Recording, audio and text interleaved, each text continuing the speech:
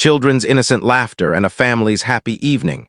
All of it was sacrificed to hatred in an instant. The restaurant owner, without any reason, solely on the basis of their color, threw them out with humiliation. He thought he had demonstrated his power, but he forgot that the justice of the universe is sometimes very merciless. He did not know that his words, "Get out of here," were in fact the announcement of the end of his own empire. The next morning's light was to be the end of everything for him. For Mark, his restaurant was not merely a collection of walls and tables. It was the crown of his 20 years of hard work, the palace for the satisfaction of his ego. Every shiny plate, every clean chair, and the select crowd of customers, all were part of his self-made, perfect world.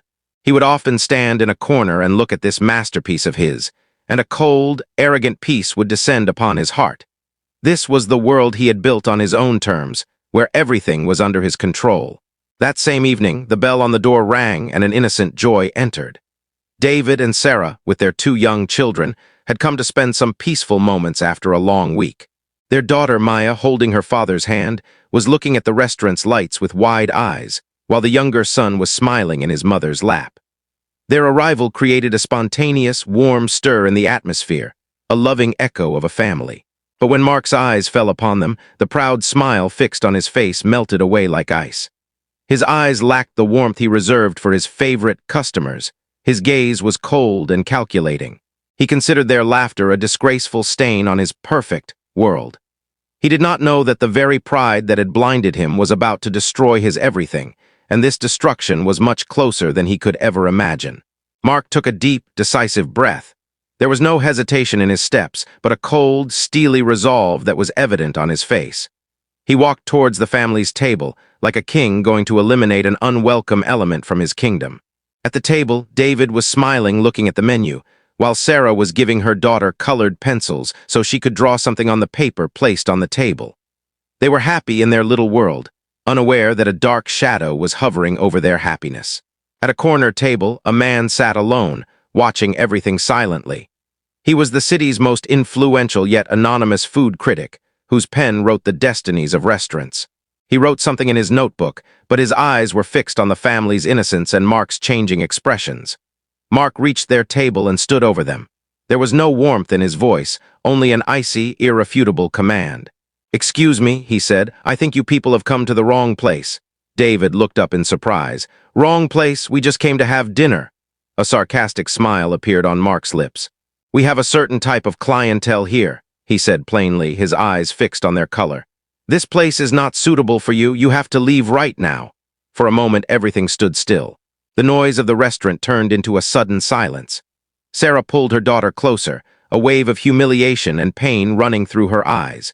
A storm of anger and helplessness rose in David's eyes, but in front of his children, he swallowed that storm. In a broken voice, he only asked, "What have we done?" "There's no need to do anything," Mark replied mercilessly. "Just get out of here." This was not just Mark's attack, it was a social injustice that spread throughout the room.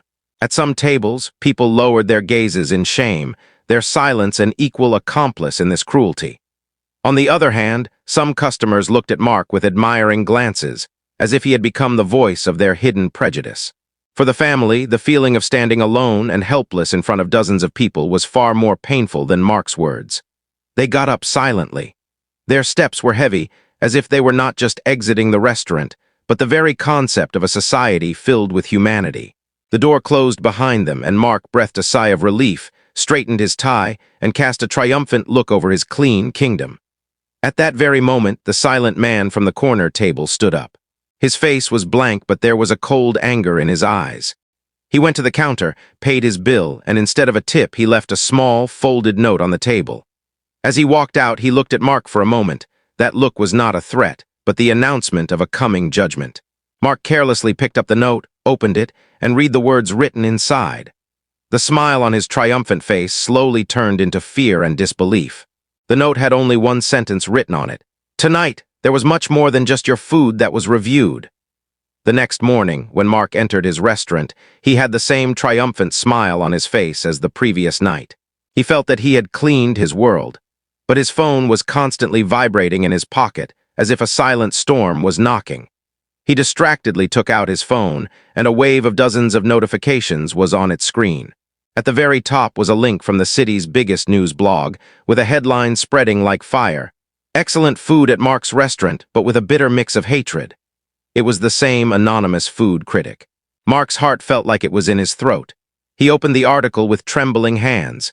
It wasn't just a food review, it was an eyewitness account, a mirror that was exposing Mark's heinous face to the whole world. The critic had described the family's humiliation, the little girl's frightened eyes, and the father's helplessness in words that would make a reader's heart tremble. He wrote, "A restaurant is made not just by its food, but by its soul, and last night I ate at a soulless place." These words spread like fire in the digital world. Within minutes, the restaurant's Facebook page was filled with angry comments and one-star reviews. Its brilliant 4.9 rating plummeted to 1.2 in an instant. Calls from suppliers started coming in. The milkman, the vegetable vendor, all were canceling their contracts. His waiters started sending in their resignation messages. Mark stood in his empty restaurant in a state of disbelief, his phone like a burning fire in his hand. But the real storm was outside. He peeked out the window. Dozens of people had gathered on the street. They weren't shouting slogans. They were just standing silently, holding posters with Mark's own words written on them. "This place is not for you, and we came to the wrong place." Their silence was more terrifying than 1,000 screams. They were recording him with their phones, making him feel the same humiliation he had given to that family. His magnificent restaurant, his kingdom, had now become a glass prison. At that moment, breaking news ran on the TV in the restaurant. On the screen was the same family, David and Sarah, talking to a reporter. There was no anger in their voice, but a dignified sorrow. Mark saw his reflection on the TV's black screen, a broken, lonely person. He realized he hadn't just thrown out a family, he had expelled humanity from his restaurant. The empire had fallen, and the king stood alone in the desolation he himself had created. Mark's empire turned to ruins in a single morning.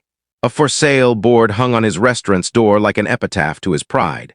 That place, which until yesterday smelled of laughter and success, had today become a desolate and silent monument, where only the echo of his mistake remained.